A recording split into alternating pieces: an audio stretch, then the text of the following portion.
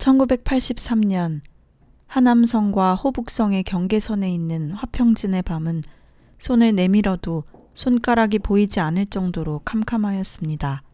시베리아에서 불어오는 한류는 먼지를 섞어서 밀어닥치고 처량한 바람이 휙휙 소리를 내며 농가의 별을 날려 밤길을 걷는 두 사람의 몸을 덮쳤습니다. 시골 골목에서 나타난 여러 마리의 개들도 그들을 향해 미친 듯이 지저댔습니다.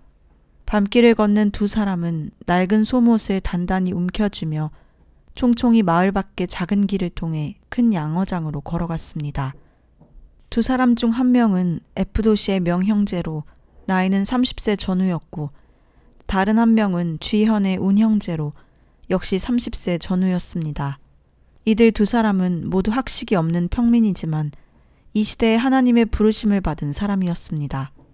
검은 구름이 짙게 깔린 극히 어려운 환경 속에서도 한 마을 한 마을 그리고 한 도시 한 도시를 걷는 그들의 얼굴에는 늘 눈물이 어려 있었고 회개하고 예수님을 믿으라고 전하며 형제자매를 격려하였으며 기도하기를 권면하며 주님이 오실 날이 가까웠다는 것과 더욱 주님을 사랑하라는 것을 일깨워 주었습니다. 그들에게는 주님의 은혜와 능력이 가득하고 하나님의 역사가 임하여 그들의 발길이 닿는 곳에서는 수많은 사람들이 회개하며 주님을 믿었습니다. 복음에 냉담했던 교회가 부흥하였습니다. 제2성 남쪽에 교회가 세워졌습니다. 교회가 부흥되기 시작할 때는 큰 핍박도 잇따라 오는 법입니다. 당국은 그들을 호환파, 즉 중국 정부와 삼자교회에서 가장 혐오하는 자생복음주의자들로 분류하여 핍박을 하는 동시에 교회 내의 많은 신실한 형제들에게 호환파는 반혁명분자라는 모자를 씌워 체포하고 진압하고 모함했으며 심지어 중형을 선고하였습니다. 많은 형제들이 이로 인해 집을 떠나 추적을 피해야 했지만 한편으로는 계속 주님을 위해 일했습니다. 이런 추적을 당한 수많은 형제들 가운데 명형제와 운형제는 중요한 사람이었습니다. 그들은 용케도 늘 공안국의 추적에서 벗어났고 하나님이 부탁하신 일을 잠시도 멈추지 않았습니다. 그날 오후 은심 형제가 선고를 받았고 교회는 큰 핍박을 받았습니다. 그런 탓에 이곳의 형제 자매들은 모두 두려움에 쌓여 명형제와 운형제가 저녁 무렵 도착하였지만 어느 형제나 자매도 감히 그들을 접대하지 못했습니다. 날은 이미 저물어 갔습니다. 두 형제는 숙박할 곳을 찾지 못했습니다. 거리에는 많은 민병들이 순찰하고 있어 그들은 이곳을 떠나지 않으면 안 되었으므로 외지고 조용한 양어장에서 숙박하기로 결정했습니다. 밤이 깊어갈수록 바람은 점점 강해지고 날씨는 추워졌습니다. 그들은 양어장 제방 아래 웅크려 앉아 끊임없이 몸을 떨었습니다. 두 사람은 할 수 없이 꼭 끌어안아 서로 몸을 따뜻하게 하였고 끊임없이 주님을 향하여 기도했습니다. 주님, 중국 상공에 떠있는 검은 구름을 제하시고 이 환경을 바꾸어 주옵소서. 우리나라를 긍휼히 여기시어 우리 민족을 구원하소서. 운형제가 감동하여 시를 하나 읊었습니다. 오직 주님께 비오니 내게 생명 주소서. 온 정성 다해 주님 사랑합니다. 마음과 뜻과 힘을 합하여 온 정성 다해 주님을 사랑합니다. 내 앞에 어떤 일이 닥칠지라도 온 정성을 다해 주님을 사랑합니다. 내 모든 행동과 언어를 통하여 온 정성 다해 주님을 사랑합니다. 비천할 주께 배우며 온 정성 다해 주님을 사랑합니다. 궁핍할 때 늘 기뻐하며 온 정성 다해 주님을 사랑합니다. 줄일 때나 배부를 때나 온 정성 다해 주님을 사랑합니다. 사나 죽으나 나는 주의 것 온 정성 다해 주님을 사랑합니다. 주는 날 위해 목숨 버리셨고 내 빚을 다 갚아주셨으니 나 오늘 헌신을 다짐하며 온 정성을 다해 주님을 사랑합니다. 이른 새벽 4시경 두 사람은 갈수록 혹독해지는 바람을 견뎌낼 수 없었습니다. 이때 갑자기 운형제 앞에 환상이 나타났습니다. 중국 도처에서 그리스도인이 핍박을 받으며 추적을 당하고 많은 형제들이 판결을 받아 감옥에 갇히는 환상이었습니다. 이때 운형제는 명형제에게 빨리 가자고 재촉했습니다. 그리하여 그들은 도로변의 작은 초막에 도달했습니다. 하지만 거기서 사람들에게 발견될 줄이야 누가 알았겠습니까? 두 형제는 하는 수 없이 먼동 트기 전 초막을 떠나 어둠 속으로 도로를 따라 걸어갔습니다. 명과 운 형제는 화평진을 떠나 하남성 A현으로 향했습니다. 그들은 가면서 눈물을 흘리며 낮은 소리로 성경의 한 구절을 되뇌었습니다. 보라, 이제 나는 심령의 매임을 받아 예루살렘으로 가는데 저기서 무슨 일을 만날는지 알지 못하노라. 오직 성령이 각 성에서 내게 증거하여 결박과 환난이 나를 기다린다 하시나 나의 달려갈 길과 주 예수께 받은 사명 곧 하나님의 은혜의 복음 증거하는 일을 마치려 하면은 나의 생명을 조금도 귀한 것으로 여기지 아니하노라.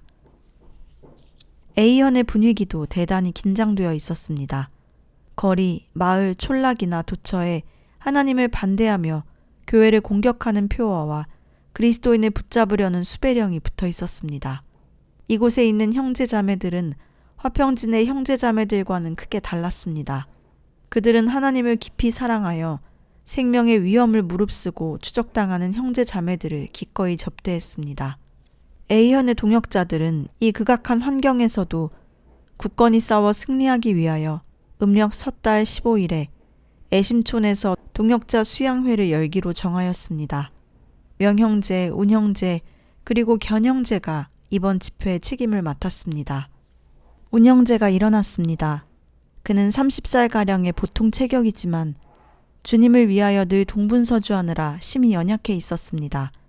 늘 미소 띈 얼굴은 오늘따라 엄숙했고 짙은 눈썹 아래 큰 두 눈은 빛을 내며 그 속에 지극히 강한 권능이 있어 죄인들로 하여금 보기만 해도 두려움을 느끼게 하였고 주님을 사랑하는 사람들로 하여금 더욱더 힘을 얻게 했습니다.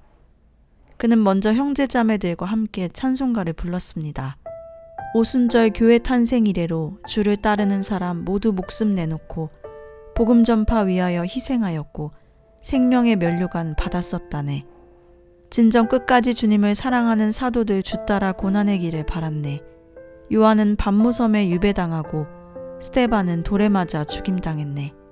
마태는 칼에 맞아 숨을 거뒀고 마가의 두 다리는 말에 찢겼고 의사 누가는 목매어 죽임당했고 베드로, 빌립, 시몬은 십자가 순교, 이교도에게 껍질 벗겨 죽은 바돌로메, 인도에서 말 5에 찢겨 죽은 도마, 헤롯 왕께 참수당한 사도 야고보, 톱에 머리 잘려 죽은 작은 야고보, 주의 형제 야고보 돌에 맞아 죽고 돌기둥에 묶인 유다 화살 맞아 죽고 돌에 맞은 마띠아 또 목까지 잘리고 바울은 네로에게 머리 잘려 죽었네.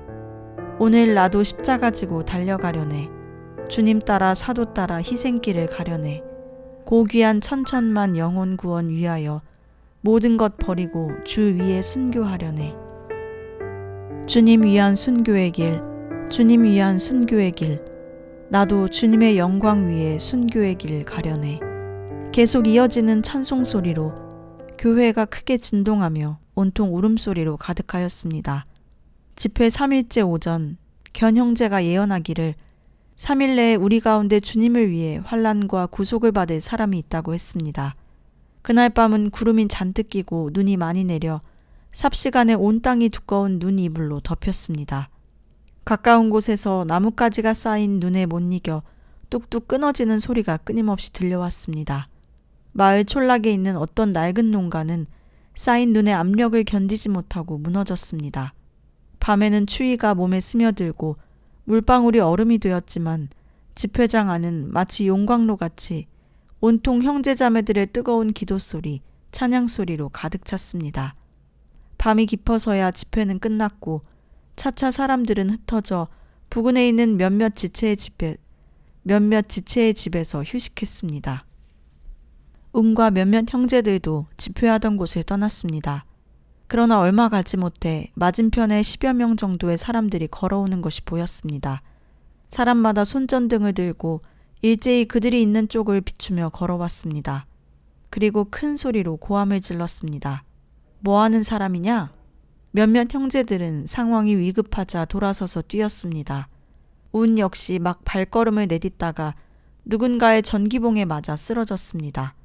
운은 온몸에 전기가 통하여 마치 벌레와 뱀에 물린 듯한 느낌이었으며 화살이 가슴을 뚫은 듯 하더니 눈이 쌓인 땅에 넘어져 움직이지 못했습니다. 이 사람들은 알고 보니 향 파출소의 사람들이었습니다. 그들은 더 이상 묻지 않고 운을 단단히 묶었습니다. 갑자기 운은 공중에서 들려오는 친근한 소리를 들었습니다. 내가 너의 환난을 안오라. 삽시간에 모든 고통과 두려움이 사라진 듯 했습니다. 그때 한 사람이 소리 지르며 물었습니다. 어디 사는 사람이냐? 이름은 뭐고 이곳에 와서 뭐 하는 거야? 패거리는 모두 몇 명이고 지금 모두 어디에 있어? 솔직히 말하지 않으면 산채로 때려 죽일 거야. 이때 운은 긴장하였습니다. 그가 가슴을 졸인 것은 개인의 안전이 아니라 바로 명, 견과 많은 동역자들의 안전이었습니다. 어떻게 하면 그들로 하여금 알아서 피하게 할 수 있을까 고민 끝에 그는 갑자기 다윗이 일부러 미친 척하던 일이 생각났습니다.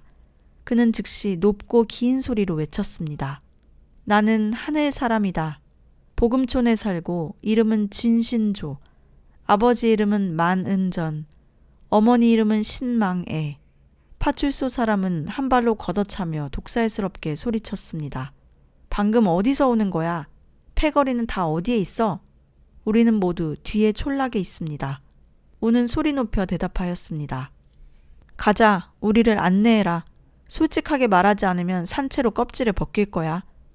파출소 사람은 운을 보고 흉측스럽게 말했습니다. 운은 그들을 데리고 가는 한편 계속 외쳤습니다. 나는 하늘 사람이다. 공항국 사람이 날 붙잡았다. 운은 될 수 있으면 소리를 높여 형제들이 듣도록 했습니다. 10여 명의 그 지방 형제자매들이 소리를 듣고 달려왔습니다. 파출소의 사람들은 즉시 그들에게 물었습니다. 너희들은 뭐 하는 사람이냐? 한 자매가 대답했습니다. 영화를 보고 있습니다. 운은 이 말에 고린도전서 4장 9절이 생각났습니다. 주여 저를 도와주시옵소서. 저로 하여금 이 극을 잘 공연하게 하여 세상 사람과 천사들에게 보여주게 하옵소서. 그들은 눈이 덮인 땅을 천천히 걸어 끝내 뒷면의 촌락에 도착했습니다. 파출소 사람들은 운에게 물었습니다. 어느 집이냐? 빨리 우리를 데리고 들어가. 운은 고의적으로 놀라는 척하면서 말했습니다. 아, 이 촌락이 아닙니다. 저쪽 촌락입니다. 파출소 사람들은 화가 나 손과 발, 전기봉, 몽둥이, 총부리로 운을 마구 때렸습니다. 하나님의 보호하심이 아니었다면 운은 벌써 이 사람들에게 맞아 죽었을 것입니다. 그들의 뒤를 따르던 형제자매들은 운이 이렇게 비참하게 맞는 것을 보고 저마다 낮은 소리로 울기 시작하였습니다. 운은 그들까지 연루되는 것을 염려하여 또 큰 소리로 외쳤습니다. 나는 하늘 사람, 나는 너희들을 아무도 모른다. 너는 나를 알겠지만 나는 오로지 하늘의 사람만 안다. 운은 파출소로 끌려갔습니다. 견과 다른 3명의 형제도 붙잡혀서 그곳에 끌려왔습니다. 주 안에 있는 몇몇 할머니가 밤에 지팡이를 짚고서 추위를 무릅쓰고 이불과 밥을 갖다 주려고 파출소로 왔습니다. 파출소 사람들이 그들에게 이 물건을 누구에게 갖다 주려고 왔냐고 물을 때 그들은 대답했습니다. 하늘 사람에게 주려고 왔다. 운은 안에서 이 소리를 듣고 뜨거운 눈물을 흘렸고 형제자매의 사랑으로 인해 마음이 아주 따뜻해짐을 느꼈습니다. 그날 밤 북방에 자리 잡고 있는 A현의 기온은 적어도 영하 15도 이하였습니다. 눈물방울이 얼음이 되고 운의 2 발은 이미 얼어서 감각을 잃었습니다. 온몸은 부들부들 떨렸고 얼음같이 차가운 수갑은 더욱더 괴롭게 느껴졌으며 운이 몸을 떨수록 수갑은 더욱 조여왔습니다. 운은 날개를 펴고 날아다니던 독수리가 순식간에 철창에 갇힌 것 마냥 쉴 새 없이 예수님을 부르며 찬송가를 불렀습니다. 갑자기 운은 그곳에 놓여있는 큰 북을 보았습니다. 그는 수갑을 찬 채로 즉시 2 손을 들어 북을 힘껏 내리쳤습니다. 쇠가죽 북이 둥둥 소리를 내자 운은 그 소리에 맞추어 시편 150편을 불렀습니다. 너희는 여호와를 찬양하라. 그 성소에서 하나님을 찬양하며 그의 능하신 행동을 인하여 찬양하라. 소고치고 춤추며 찬양하라. 찬양을 하면서 그는 춤을 추기 시작하였습니다. 2 발의 감각은 점점 회복되었고 온몸이 따뜻해지기 시작했습니다. 파출소 사람들은 화가 치밀었으나 따뜻한 이불 속에 누워있는 이 시간에 누가 일어나서 이 미친 사람을 간섭하겠는가. 이튿날 아침 운과 견과 다른 3명의 형제는 파출소의 정원으로 끌려 나왔습니다. 그곳은 눈이 두껍게 쌓여 있었습니다. 파출소 사람은 견과 3명의 형제의 수갑을 풀어주며 그들에게 말했습니다. 오늘 너희들을 관대히 여겨 수갑을 풀어주니 이 정원의 눈을 쓸어라. 그러나 하늘 사람, 너는 수갑을 풀어주지 않을 뿐 아니라 혼내주겠다. 그 말이 끝나기 무섭게 그 사람은 전기봉을 들고 운에게 명했습니다. 무릎을 꿇어! 운은 소리 높여 외쳤습니다. 나는 너에게 무릎을 꿇지 않는다. 나는 나의 주 하나님께만 무릎을 꿇는다. 내가 바로 너의 주다. 내가 나에게 무릎을 꿇기만 하면 즉시로 너를 놓아주겠다. 그는 도도하게 말하였습니다. 주의 이름으로 말하노니 너는 나의 주가 아니다. 나의 주님은 하늘에 계신다. 나는 하늘의 사람이다. 운은 분노하며 말했습니다. 그 사람은 전기봉의 전원 스위치를 눌렀고 미친 듯이 비웃으며 운에게 소리쳤습니다. 네가 하늘 사람이면 분명히 이 전기봉을 두려워하지 않겠지.